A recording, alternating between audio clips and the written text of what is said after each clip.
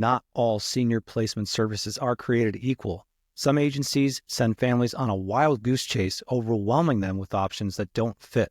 Others, like today's guest, take a hands-on, personalized approach that makes all the difference. If you're tired of the corporate one-size-fits-all placement model and want to learn how local experts are changing the game, you're in the right place. Let's get into it. Welcome to From Leads to Leases, a CCR Growth podcast that helps senior living providers transform their complex challenges into opportunities. Listen in for stories from industry leaders, innovative strategies, and insights. And with our expertise, learn how to increase occupancy faster, guaranteed. All right, welcome back to another episode of From Leads to Leases, the podcast that dives deep into the senior living and senior care industries, bringing you insights, strategies, and stories from the experts at the forefront of marketing and sales. I'm your host, Jerry Vinci, CEO of CCR Growth. For those of you who don't know about us, CCR Growth is a full-service marketing and growth agency exclusive to the senior living industry. And at our core, we help providers achieve three things. Number one, we deliver higher qualified leads that convert to tours and move-ins in less time. Two, we help reduce or remove the reliance on paid referrals, significantly reducing your cost per move-in. And three, we measure, optimize, align, and integrate all of your marketing and sales systems to track crucial data such as acquisition costs or the length of your sales cycle, helping your communities make more informed decisions that positively impact growth, sustainability, and profitability. So through this podcast, I'm here to guide you through the evolving landscape of the senior living industry, helping communities connect with the families and residents they serve in more meaningful and effective ways that impact your bottom line. So today, we're talking with Jenny Kenderes, a 25-year veteran in senior living and the founder of Premier Senior Solutions. Jenny isn't your typical placement agent. She takes a personalized, hands-on approach that ensures families get the right placement without the frustration and misinformation that often comes with larger corporate agencies. Beyond placement, Jenny is a public speaker, an author, a mentor, and content creator who helps communities and families better navigate the complexities of senior care. So in this episode, we've got a lot to cover. We're going to break down the biggest myths about senior placement, why some communities are cutting ties with national referral agencies, and how local placement agents like Jenny provide better outcomes for families and communities alike. Jenny, welcome to the show. Super excited to have you, Jerry. here. I'm super excited to be here. I love your podcast. It's an honor. Thank you. I always like to start just with an origin story. So I know you've been in the industry for 25 years. What led you to start Premier Senior Solutions? You know, it was something in the back of my mind I wanted to do and was afraid to take that leap of faith until I did. I've worked in healthcare and hospice and senior living for many years, as you mentioned.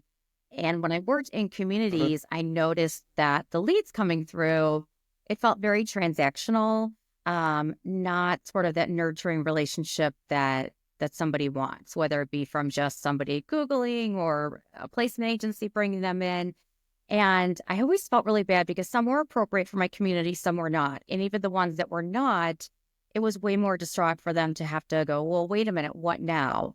So I just thought there has to be a better way to do this, more hand-holding, less confusion for the families. Sort of sat on it for a few years and then finally just pulled the trigger, and it's been 7 years now, and I've been incredibly blessed. That's great. What would you say is the biggest thing that sets you apart from the larger national placement agencies? You know, people ask me that a lot, actually, and number one, I don't strive to be, the likes of some of the other names that we'll talk about. I don't. I always say if I can have manageable amount of clients per month, that's okay because I can give them the customer service they deserve. So number one, I don't have these goals that I have to have, X amount of money or X amount of clients coming in, because again, it would fall into that transactional category. But every family is so different. And, this is such a pivotal moment in their life and they don't know, perhaps they've received bad information or they're not sure where to start. And I really want to help them with their specific situation. And every family looks different. I mean, some want me by their side every step of the way. Some are just pleased with the information I give them. Some, I have to be in touch with every week, a year after their parents or loved one move in a community. So whatever that family needs, I'm there to meet them where they're at. It's definitely a difference, I would say. I don't think the big agencies are doing any of that. No. They are not, nor tailoring it to what the families really need, which I think is the biggest I thing. think that is a big challenge, though, getting families in a space where they feel comfortable with the idea. I think there's a lot of misconceptions around what senior living entails. And then even the narrative that a lot of older adults still have from maybe seeing their parents in a senior living community.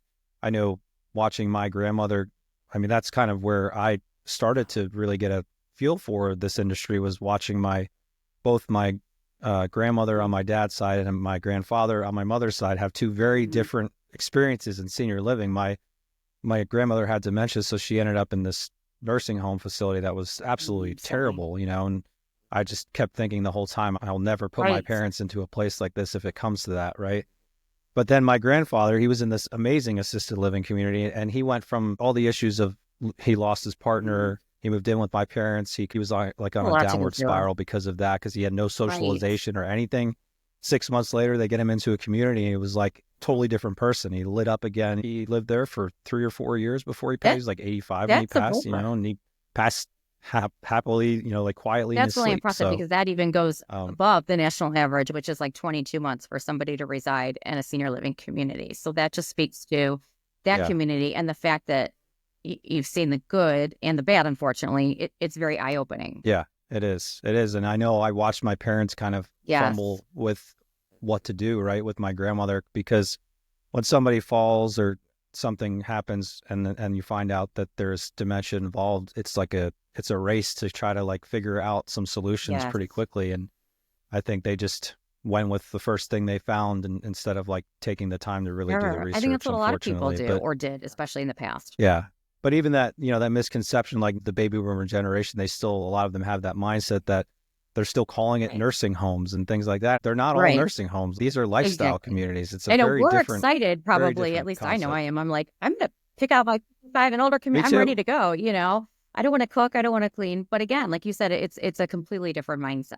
And it's scary for that generation thinking about what their parents or grandparents were in a very institution-like prison feeling, probably. So completely different. Yeah. Yeah. I mean, we tour a bunch of the facilities that we help manage. And I mean, every one of them, I'm just like, can you save a room, please? I'm like, I'm ready. I'm like, I'm 45. I've got like 10 years. I'm counting down. Oh, gosh. That's funny. Many communities are frustrated, and I've seen it, talked with a lot of them firsthand about the national referral agencies like A Place for Mom and caring.com. What are some of the biggest issues with these corporate models, and how do they impact both families and senior living communities? There is a lot of problems attached to it. And I will say the thought behind it originally was brilliant. I mean, I understand the idea and, when it was in its conception period, but now it's become, as I mentioned, the transactional piece earlier, because people are, number one, I think it starts from the very beginning. If people are on their laptop and they're Googling and they think they're talking to their local community, they don't realize they're swept up into this national database. And then it just goes into this big funnel towards like caring.com or A Place for Mom. And then they have agents across the country. They aren't local to that market. So not only are they not understanding the appropriateness or, frankly, a place that's not appropriate for somebody, they're just sort of spamming them and sending 20 communities this person's information. And I saw that a lot too when I was in a community.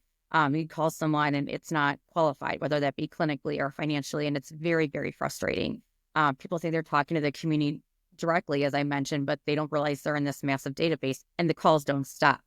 I remember when I worked in a community, and if a Place for Mom lead would come in and I didn't see it right away, I would actually, even though corporate didn't love this, I would purposely wait a day, because I'm like, these poor people are inundated with phone calls from every other community. I've got to get them a break, or else I'll get pretty much screamed at. Understandably, I probably would too. So the fact that they're not local, they're not boots on the ground, they don't have an understanding. As you know, communities change all of the time, and I'm struggling with this, if I'm being honest myself right now, because even the good communities, there's things that are coming up, and you have to stay on top of it. So it's impossible to know every single community in America, and just to throw out names because they have a contract with them, or it's on their preferred provider list. I will absolutely not do that. I've had families that I worked with that have accidentally been swept up in A Place for Mom. And that's okay. Some, agencies, some communities here still locally will work with me. Some will not. Usually I find, though, that the names that a Place for Mom gave them are not the ones I would have given them because they don't meet their particular criteria at all. But even if they do and they love a community and they go there and I don't get the credit, that's fine. I want the families to truly, truly, truly be happy. Yeah, we see that on the marketing side too. Even there's leads that'll come in and somehow if a Place for Mom gets into the mix with that lead, then they're trying to collect commission on something. They didn't even work that lead. So it just gets super messy for the communities. It's all about and money. And yes, we are all operating a business, of course, but there has to be a human side to it, especially in this industry. Yeah. I mean, anyone who hasn't gone through the placement process for senior living, I think the easiest equation would be have you ever shopped for insurance online, and you put your information into one page and then all of a sudden 20 people are calling your phone all at once and you're just like, oh my God, I have to block 10 numbers in the next 5 minutes. It's so frustrating.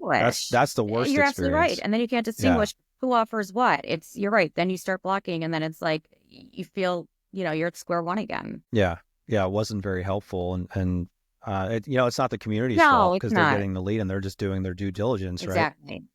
But yeah, getting away from that, I think, and focusing more on, like you were saying, focusing on a smaller set of communities. And then how do you actually go about keeping track of what the communities are offering? Do you have a database that you use? I do. Or some I system? do have a database, which I'm so old school for the first probably 3 years of my company. Maybe it was like pen and paper and up here, I'm a pen and paper kind of girl. We're that generation. But I do have a database, which does make life easier. But I feel like the communities that I especially love working with, I have such great relationships with them that they are already calling me or I'm already inquiring, not only if it's a resident of mine that's moved in or has lived there for a while and there's something going on, but even if I'm like, you know what, I want to follow back up with them because I, know that maybe they were thinking about changing some of their hospice providers or they were applying for the Medicaid waiver or Medi-Cal as it's called there, licensure, like what's going on with that? Or there's rumors that they may be bought out. So I really just try to keep, my finger on the pulse with everything. And sometimes you can just feel it. That's obvious, right? You see it all the time. You walk into a community, you can feel that there's something going on or changes so I just really try to, yes, I have a database, but I try to be very present. And not only with the community, but with my families. I am huge on follow-up, not only right away, but a month, a week, 6 months from that after they move in. And if things have changed, I'm either reaching out to them or I'm, making sure that we're all on the same page. Yeah. I would think that probably changes the nature of the relationship with the community too, that you have, right? Because you're showing up and they would much rather work with a local placement agent than one of the large agencies, I'm sure. Yes, they would, because they know I'm not just going to spam them with unqualified leads. I make sure that it's appropriate for their community. And then the communication is just, especially with some communities better than others, but the communication has to be so on point, and then I am trying to insert myself, not to overstep, of course, but hey, do you need me to go grab the H&P from the physician? Where are we at with this? I'm happy to do this, So just that it's really a group effort. You had mentioned too that you really do like a targeted recommendations on only 3 to 4 communities at a time. What made you settle on that number? I don't know initially what made me settle on that number. I just knew that less is more. And I feel like after I speak with a family and I am figuring out their needs, whether clinically, financially, logistically, even the personality of somebody, that can really dictate a lot of things too. So based on that conversation, I always say I'm not doing my job if I have to suggest more than like 3 or 4 places, because I should know enough about that resident to think I know exactly where they would fit in. Or for instance, if I have a resident that is a book club fanatic or something, this particular community, not only would it serve her needs clinically, but they have a really, really good active book club, things like that. So it's like with the insurance example, when you get too many things in the mix, it's just too confusing. It's very hard to differentiate. Touring is tiring and it's overwhelming and it's mentally taxing on family members. So I always say if I have to shoot out 10, I'm just not doing my job. Yeah. I think analysis paralysis is the word, right? You just get super overwhelmed and then your brain shuts down. And then they're like, then they Yeah. don't want to make any decisions. Like you said, they're in that paralysis state. Yeah. I think that also comes back to why they're coming to you in the first place, Right. right? They're coming to you because you're the expert. So if you show them, here's the list that I know these communities would be a great fit for your loved one or for yourself, that's the best case Yeah, and they scenario. do So trust me. And there have been times that they'll say, I know you didn't suggest this community to me, but what about this one? My neighbor mentioned it. And, I'll say, hey, in this case, I don't think it would be a good fit. Is it a bad community? No, but for your loved one, it's not the right option. And I'm very honest with them. We can still look at it, of course. Sometimes if we do that, they're like, okay, now I see what you're saying. So I want to make them feel like, obviously, it's their decision at the end of the day, and I want to make them feel just as involved. talking from the family's perspective too, I think some of the big things that we try to work through, both on my side, the marketing side, and your side as the placement agent, are overcoming misinformation, and then even the guilt piece of it that a Yes. lot of families feel that guilt comes from like placing a loved one in senior living, and then feeling like, I don't know, I think a lot of family members just feel like they're giving up or they're abandoning their loved one. I know that's what my mom was grappling with my grandfather when she decided to put him into a community. Even though we knew it was the best thing for him, there was still that Yes. underlying guilt that was there. So how do you help families navigate that emotional hurdle and feel confident in their decisions? You're exactly right what you said in your own family example. It's the right thing, but it's like that. It's like a purgatory, it's like ripping off the Band-Aid. And that I actually think that's the hardest part of it. Once you've made the decision, between that and the move-in day can almost be the worst part because you're second guessing yourself. You're feeling that guilt and angst. Yeah. There's just so many emotions that go into it. So a couple of things, and again, it's situation specific, but one of the things that I always say to them is, I want you to imagine 20 years, 30 years, 40 years from now, your kids are going through this with you. What would you say to them? And they're right away, oh, I don't want my kids doing this. I don't want them. I'm not doing this to my kids. And I'm like, then we have to think about it like that. They're like, yeah, right away is like, Yeah. and again, talking about what we were saying before, like, we're ready, sign us up. We're not going to leave a house full of stuff for our kids to clean out. Like, this generation has learned. So that's one thing I always say. And the other thing is, I don't think people realize it maybe until they've moved somebody into assisted living, the mental drain and the physical drain that it's taking upon themselves or whoever is the caregiver of that loved one. I have seen it happen time and time again. Of course, you're exhausted. It's, I always say it's like having a toddler or a baby, but worse because you don't know what's coming next. They're not going to outgrow this stage. Yeah.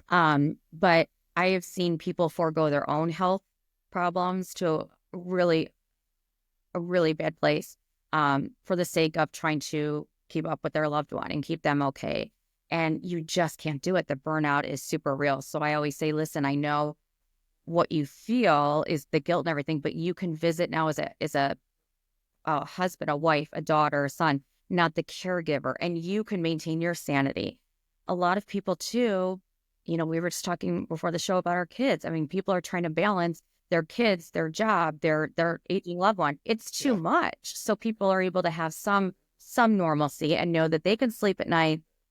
Their loved one is safe. Are things going to be perfect everywhere? Of course not. But they're not going to have to be the ones running over at 2 a.m. when they fall on the floor. So it's just looking at it from different perspectives. One of my previous guests too, one of the terms that she used that I loved was helping families get change ready, or helping the individual making the decision to move change ready. Because I think that's something, especially with this new generation, I don't want to say convincing them, because it's not about convincing them, but getting them on board to the idea that downsizing and simplifying your life is probably a good thing. If I look at where I live, I would say probably 70% of the residents here are 65 Really? I and didn't know above. that.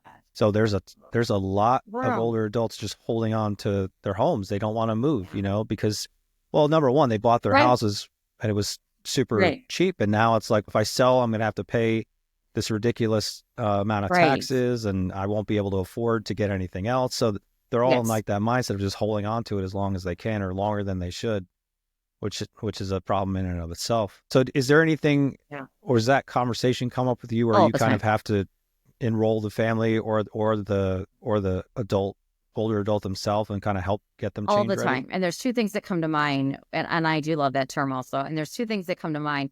One, I always explain to families, I'm like, one, we do not want to wait for a crisis to happen, because then you and your loved one potentially don't have any options or choices like you would if we're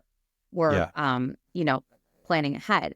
I just worked with a family recently. It was actually a really beautiful story. Her parents are very young, in their 70s. So this was kind of a hard move. And she says, I'd much rather go and have them enjoy what they can now versus being somewhere and just, sort of being bedbound or not being able to engage in anything. And so she said, because they were a part of that process, and even though, yes, it was some convincing, they were able to go through things in the home together, sort things, and decide, yes, I want to take this or I don't want to take this. And for my client, it was such a history lesson. She said they found things in the house that she didn't even know about from her parents growing up or just pictures or memorabilia. So it was actually a very, very beautiful thing. So I think that's, it can be a good experience. And I mean, really, again, that's the whole point. You don't want to wait until you're in crisis mode. You're not going to have choice. God forbid you have a broken hip and then you go to rehab and then you're just like, well, what do we do now? And you don't have the time to really think it through. So yes, getting them on board is not always the easiest, but I think if it can be done that way, and again, acknowledging, like you said, yes, this is a lifestyle change for them too, but it's not a prison. It's not to punish you. It's to keep you healthier longer. And any way that we can promote independence for those residents, that's the game changer, because they feel some sense of control still and have purpose in their day. Is it typically the older adult themselves who's putting up resistance, or have you come across it where the family's the one that's kind of making it more difficult to get that person on board? Well, usually the older adult, that one that would be the resident. I think what happens with the adult children is the denial part of it. They're not necessarily against senior living, but they're like, well, she's okay at home for now, and I'm like, is she? Probably, but you see some things that I'm like, oh boy. And then sure enough, you get a call 2 weeks later. Okay, now we really have to move on this. So, or sometimes there's always family dynamics, as you know. So sometimes it's the sibling, maybe that's like the power of attorney that's like, yep, let's do this now. And then you have the opposing siblings, and then you have to act as a mediator. But I would say generally it's the senior that's a little bit resistant. Some are not. Some are great. Some are great about it. Denial piece is a big part of it. I think family members denying that their loved one needs the level of care that they actually need. And one of my former guests, he was talking about, family members making excuses and just saying, oh, they're fine. They just, they're sitting there watching TV. They're just enjoying. They don't need senior living. They don't need to have socialization. And it's like, okay.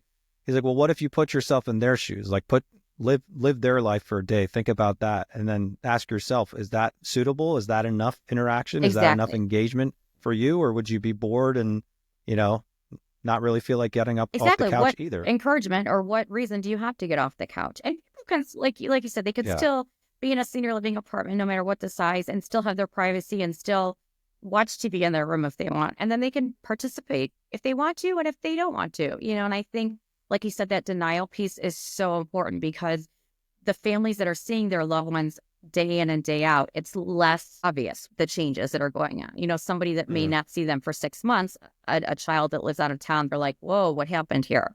But then, a lot of things that I am telling them, like, okay, maybe you don't think it's, like really important now to move, but just, I was at a client's house the other day, actually, and I went to put something away in her fridge. We'd gone out to lunch, the senior and I. First thing I look for, I'm like, okay, there's not a lot going on in here. And then I didn't want to be obvious, but I was kind of glancing to see like the expiration dates on things. I mean, stuff like that people don't realize. Yeah. Yeah, that's definitely huge. So you built a reputation for going above and beyond, even building furniture for residents. That's pretty awesome. But it turned out. And helping with they move-ins. Loved it. I'm like, okay. Hey, yeah. That's great that you're able to do that. So how does this level of personal attention make a difference in the transition process? Well, I do think it makes a difference. And, by no means am I this like glorified superhero or anything. It's just meeting them again where they're at. Some people need that. I mean, and I mentioned before too, and even we were talking about it, families are very transient and very scattered all over. And so families are coming in from out of town to help with this move. And I'm like, listen, if I'm local, if there's something I could, like, I'll run up there and get something started for you or whatever it is. In this case, they just needed help unloading stuff and building a dresser. Okay, fine. I'm not the best, but I have my little pink toolbox and or tool belt, and I came with my drill. So, whatever they need. And I think it does make a difference. I've loaded up my SUV before. I'm like, I got you. I'll move you. No problem. I'm like sweating, moving, so whatever they need, it just, everybody looks so different. And sometimes they don't need physical labor. It's just, can I call you to run something by you? I'm really struggling with that or that guilt. So, Yeah. Again, personalizing it. Not everybody's going to be the same, but I want to make sure that I am sort of mirroring what they need to make sure that it's a seamless transition for them. Everybody's different.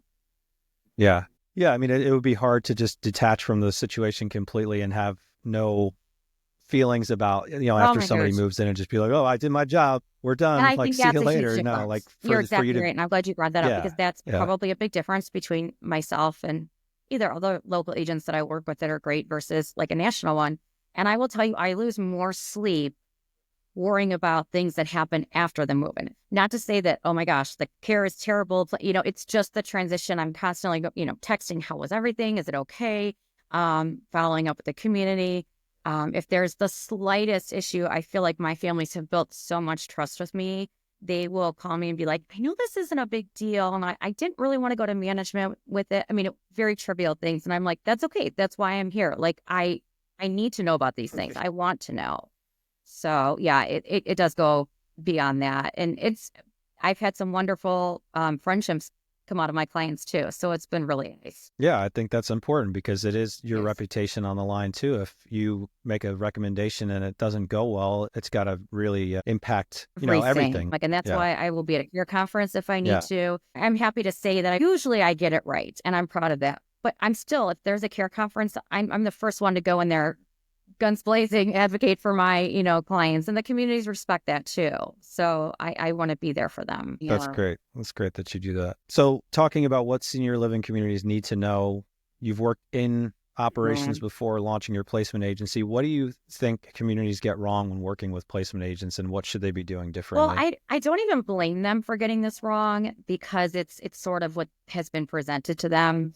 I think that, again, because you have national placement agencies, even local ones, everybody sort of does it a little bit different. Some, like myself, are more hands than others.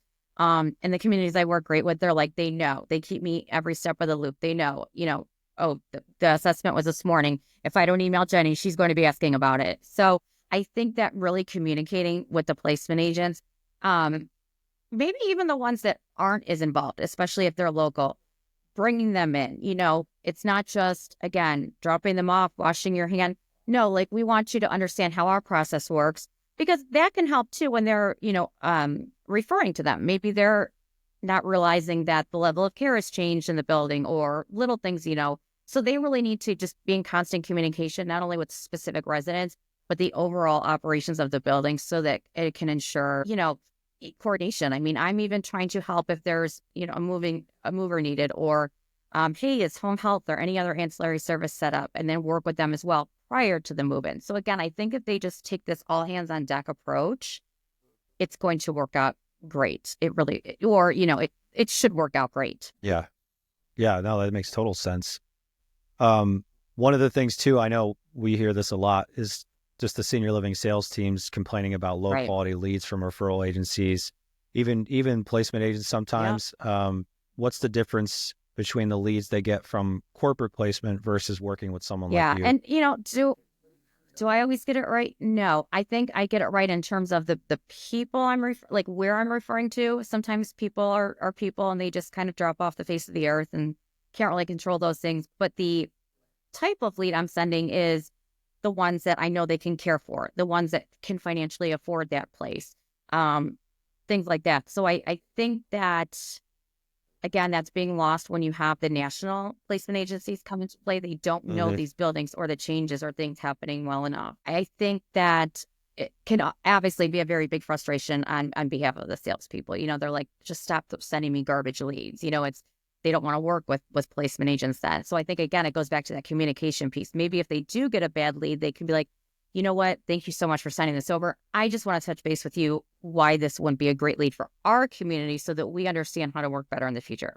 Something simple. Makes sense too. The other side of the low quality leads, I think, is occupancy, because they're not, lower occupancy or struggling occupancy because they're not attracting the right prospects. And I think a lot of that is because they're not tapping into the local referral partners like they should. I think they are relying on the big national agencies that are not even, they're filling up their pipeline with leads that aren't Yeah. even a good fit. And then their sales team is having to work extra hard to even get that lead through the door, because that lead is now with 20 other communities too. Get it. So versus working with local placement agents who are literally just handing you, spoon feeding you people who are a good fit for your community, it would make more sense. And it's interesting that more communities don't do that.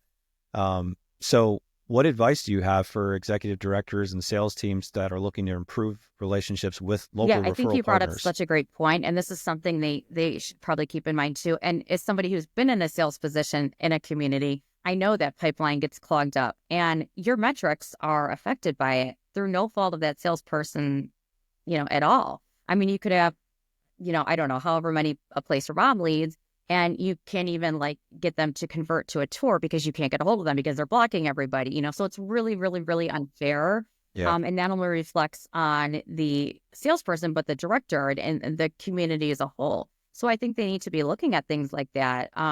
Also, if there is something they need assistance with, my communities know they can call me. And I think, again, hey, I cannot get this H&P from the doctor. And they're always willing to go above and beyond, the community. But they know, like, if they call me, I'm going to go run over there and sit in the doctor's office, just give me a couple hours. So I think that if they realized the more impact that they could make together with the local residents that would be appropriately placed in their community. And again, looking at sort of work smarter, not harder, with that pipeline being clogged up, it would make a world of difference. Yeah. And I think some owners and operators, they're so focused on the number of leads that's coming through the door. It's all about quantity. And they're not really thinking about the fact that, like, if you're converting, 0.2% of your leads, who really cares? And then how if many they you're want getting? these It's not big even worth numbers, it. and then they're looking at the metrics and say, well, why is your conversion rate not higher? Well, you can't have it both ways. It's, so I completely agree. Yeah. I always go back to the survey I ran last year. I surveyed around 35,000 sales professionals in senior living and asked the question, how long do you typically spend with a qualified prospect after they get into your system? Over 75% said 15 hours or Believe more it. they spend with a prospect. I believe it. So, I mean, if you have all these Right. junk leads in your CRM, just imagine how hard that is to even sift through all that. And, it's like needle in a haystack, right? So that's got to be super challenging. And how many hours have you wasted on leads that, you shouldn't have had to have spent So in many. the first And what's place? really frustrating, to your point too about that, is the leads that are coming through and sifting through, you're not getting all the information necessarily from like a place your mom or somebody. And, these sales communities are ready to put in the work for this. But they, once they do start wasting the time and looking, they're like, they can't afford even 2 months here. I'm not saying that's bad. I'm just saying that's not the right community. If this particular community is private pay only, things like that. So it's like, yes, it's such a waste of time because, they're doing their job, spamming them everywhere. And they, like you said, they really need to focus on quality leads, one that are going to make an impact in their building. Because not only do you want good quality leads that can actually, afford to be there or clinically would be good there, but they're going to fit in well with the other residents too. I mean, there's so many factors to consider. One thing I haven't talked with any placement agents about before is social media. And I think you're crushing it on TikTok. Even though So that happened one I'm day. curious. It's blew up, dead. but Thank that's you. awesome. Yeah. So how has social media helped you connect with families and grow your business? And I mean, is there a strategy there that you want to share with everyone, or is this like And your now secret it's not a recipe? secret. I was kind of playing around. I mean, again, back when we all, looked at TikTok in 2020 when our kids were like dancing on it, and it was like the Tiger King, whatever was going on at the time, in COVID. And I was like, oh, okay. And then I think I started seeing more serious conversations on TikTok, and I'm like, I wonder if anybody would be interested in what I say. Because even on a platform like LinkedIn, it's always when I spout off a frustration or something that it goes semi-viral. So I'm like, okay, truly being authentic is the way to go. So I just started making videos, here and there, getting some traction.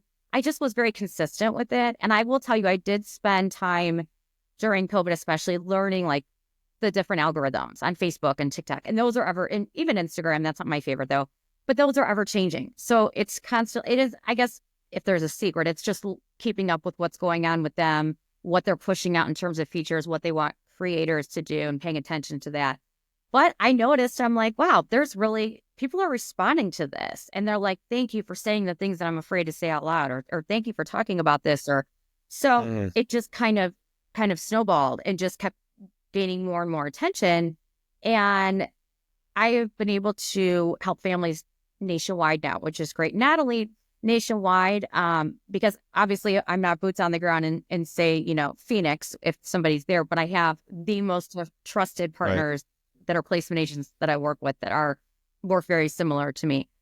Ironically, I met my now business partner for my second business on TikTok, of all places. It lives in Southern California. So I've created friendships, and it's just been amazing. And I think it's just consistency. I think it's asking people what they want to see. Sometimes I'll be like, what are we going to talk about this month? Also, taboo topics, like we talked about guilt and resentment, and that resentment is a big one. Sibling, family dynamics. There's always one sibling doing more than the others. I'm like, let's talk about it. Let's get it all out there. We've had some caregiver support groups, you know, from that. So I think it's just being super, super authentic and being consistent. I think, and I've seen some communities do really good with this. If they post consistently, it tends to do better. And it's not just posting a flyer like, hey, we're having an open house today. You know, it's real raw moments. You know, you've seen viral videos of communities doing like these fun little challenges where their seniors are singing. And I love that. That's getting them involved. That's so cool. So it's just real moments. I've done behind the scenes of what a tour looks like, what a community looks like, what paperwork looks like. So they want to see the data. They want like a peek into your life or the senior's life. So it's just those real raw moments. And I think it's, you know, what's interesting to me now, though, too, is, and I don't know if I said this to you, recently I learned that TikTok is a bigger search engine than Google now. It floored me. Yeah. That's one thing TikTok does really well, is that it does enable you to search pretty easily for, I mean, everybody's on there following news and breaking events and everything else now. So it's not just about dance challenges or the ice bucket challenge anymore. Like there's so many more things that, and even the percentage of older adults that are now starting to use TikTok, like that number has increased. I'm so glad you said that. So I think that's interesting. I look at the analytics of the TikTok account, and I'm like, wow, the majority of my audience, which is good, that's how I want it. But it is like, I would say the majority of it's like 50 to 65 years old. But I am shocked that even like 70 to 80-year-old, I mean, it's amazing. I'm like, this is great. It's really such an all-encompassing platform. Yeah, I mean, do you think that TikTok is an ideal platform for communities to spend their time on? You know, it's so hard because things are always changing. I do. I mean, some communities get it right. I feel like it's one of those things that I was early enough that more people started catching on to doing it. So I was able to capture a lot of that audience. I really do. And again, keeping up with the algorithm changes. But I think TikTok, you know, and I know everybody was scared it might go away and things like that, but everything could go away one day. We just don't ever know. So I say, just do it. Just do it. Facebook is probably another good one, just because, again, that the adult children like our ages, we're on Facebook. You know, we're not on Snapchat as much like our kids. But I think TikTok could be a good platform. It's just, like I said, trying to, you know, and you can actually, you know, looking at analytics, you can see for each video what performed the best, what second people stopped watching and flipped to a new video, what keywords, you know, to use, things like that. So there's really a lot of information with it too. So yeah, it can be very successful. Yeah, that's super important. Absolutely. Checking the metrics and making sure you're paying attention so you can optimize or improve your results down the line. I think a lot of corporates too were sort of, you probably see this too a lot, they were sort of like, I guess, shying away from that because it was sort of an old school thought, like social media, like, no, let's go back to what we know. Let's, you know, do this event or this open house, or, you know, but it's like really just having to think outside of the box, especially in these times where everybody has access to the internet and there's more competitiveness than ever with communities. So you really have to do some different things. Yeah. And I think Facebook, most of the communities we manage, they're all about Facebook. You know, that's been the biggest thing. But I think Facebook is so one-dimensional. Yes. It's important because it allows communities to showcase what it is they're doing on a regular basis. They can share photos and videos and posts about the community, and so your loved ones can sign in and they can see, oh, there's mom or dad doing the art project. And they love that. And I think for prospective residents too, it helps them kind of lift the veil a little bit and see what a day in the life of the community really looks like.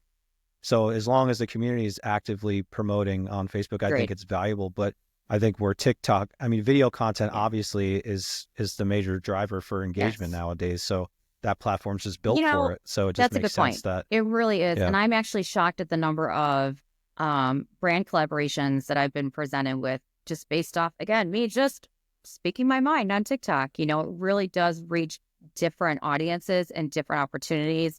And maybe someone that's not necessarily looking for senior living placement right away or anything about a senior living community, but they just happen to come across it because they're working for an agency that does social media and this is their campaign and whatever it is. So it's really reaching a lot of people. Right. Yeah.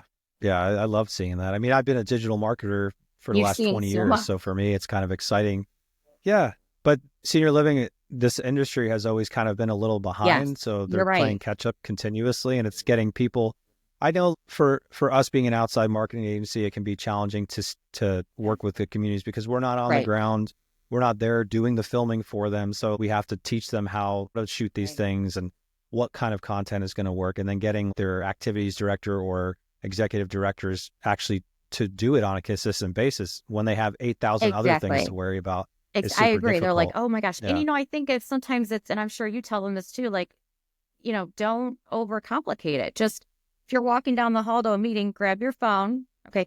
Hey, walk into my resident council meeting. Let's, you know, obviously you can show residents if they approve or whatever, but it doesn't have to be hard. You know, oh, let me get in my car. I'm heading to a hospital, meeting with a social worker, or I just got back from an assessment. Let me share something important with you. It doesn't have to be crazy. And sometimes and that's what we're seeing too, as you know, like on social media, it's not the perfect, aesthetically pleasing content. It's the raw, just on the fly. I mean, I used to be so worried when I first started, like I have to look, my makeup has to be on, I film in my pajamas now. I don't even get, like sometimes I'll be laying in bed and I have a thought. I'm like, where's my phone? Where's my phone and my ring light? And I'll be like, and just ramble. And those are the best, you know, the ones that people resonate with the most, because I'm like, I don't care what I look like right now. I just have to get this out. So I think people tend to overthink it.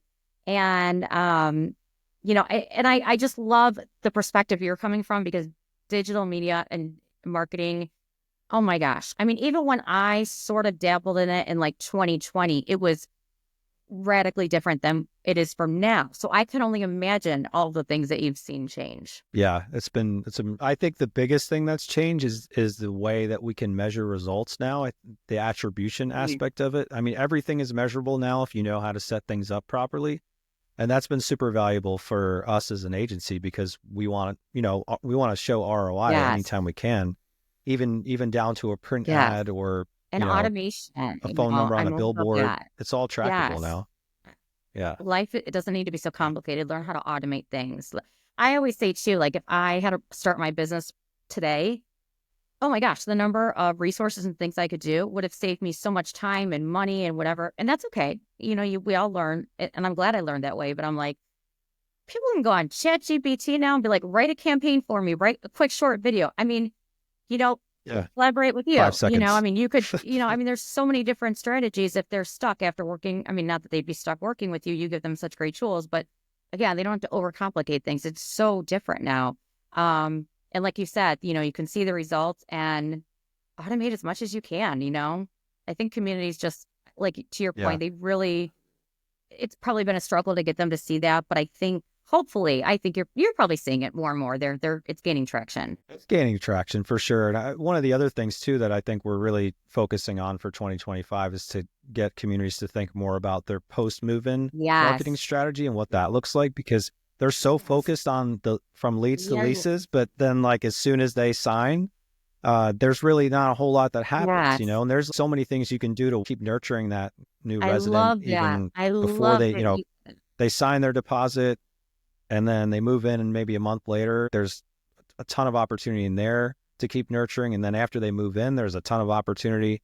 So I think keeping that going, it doesn't have to stop. I love that you said that, Jerry, because that's what people want to see. Yeah. Because they, you know, to your point, they're like, okay, you know, I get how nice it sounds moving in. But then what happens? And my grandmother passed away in November. She was like my everything. She was 97. But I would go into her senior living community and just, again, randomly shoot videos. And I always thought, who cares if I make a mistake? I'll edit it later. But like I would get her reaction. Like one day I popped over there with lilacs because I picked them from my yard. She loves them. Just her reaction. I'd be, or we'd be out at the little store together, shop. I mean, so yes, on the bus, the activity, just shoot your camera really quick. Doesn't have to be this high-end thing. You could always deal with that later. So I agree. Post-move-in is huge. I agree. I love that. Yep. Yeah. What do you think is the biggest challenge or challenges you see in senior placement today? And where do you think the industry's headed in the next 5 years? Such good questions. I will say that there's a challenge from my side and then a challenge from the consumer side. My challenge sometimes is and again, being very transparent, I love that my service is free to families, right? We're compensated, most people know, and I'm very clear with them on that, from communities. But again, my whole spiel is just because I have a contract with somebody doesn't mean I'm going to work with them. And it's great because the families don't have to worry about it then. It makes me sort of sympathize with realtors a little bit at times.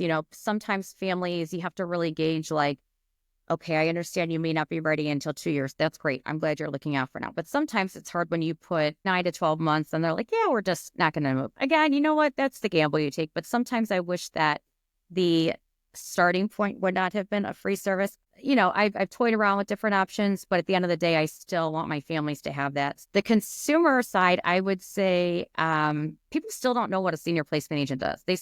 I'm amazed. They're like, wait, what do you do again? And I always have to say, I'm kind of like a realtor, but then, I'm really helping you, very specific for what your needs are. People to this day say, I didn't even know you exist.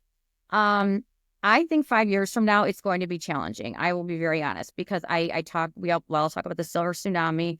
And lately I'm seeing it just, no pun intended, crash into us even faster. I don't know if you're seeing this too, but it's like, wow, okay, so occupancy is really, post-COVID, we were all a little bit like, let's see what happens. Occupancy is full. The other thing is the good communities obviously are full. The ones that take like the Medicaid or Medicaid waiver, there's a waiting list. So the longer you wait, or if there's an opening, you have to jump on that chance. I worry about the availability of communities in 5 years. I worry about people preparing, which is why I'm trying to constantly educate and just say, hey, anything we can do to prepare now. And honestly too, and you see this a lot, sometimes I worry about people that own and operate senior living communities that they're like, hey, this looks like a great way to make money. And it's an investor. And that's okay. There's a business side to it. Mm-hmm. But you need to have the right people that are in leadership that know what they're doing. Otherwise it's this turbulent selling and acquisitions. And it's just, that worries me a little bit. Yeah. I think too, going back to what you were saying about, not always working out with some of the prospects that you have, I think that's okay because it's not anything you did that made that happen. It's realistically like they're just not ready or they've decided to go in a different direction, but you've put yourself out there. You've gotten your name out there. You've built trust with this family now. And maybe if they know someone else who needs help, they're going to pass them along to you. And that's why so I don't, I agree. And, that's why, and I don't ever mean to sound like I'm complaining about it because that's certainly the gamble that we take in our industry. I think sometimes that word free, I should phrase it this way, free sometimes is not, you want to be known for superior quality and sometimes maybe that free word, I don't ever want that to go against me. I guess it was my point. But you're right. I will never take any interaction with any family for granted because like you said, they could refer somebody else and they do. They even say to me sometimes like, I'm sorry. And again, no fault of their own. That's okay.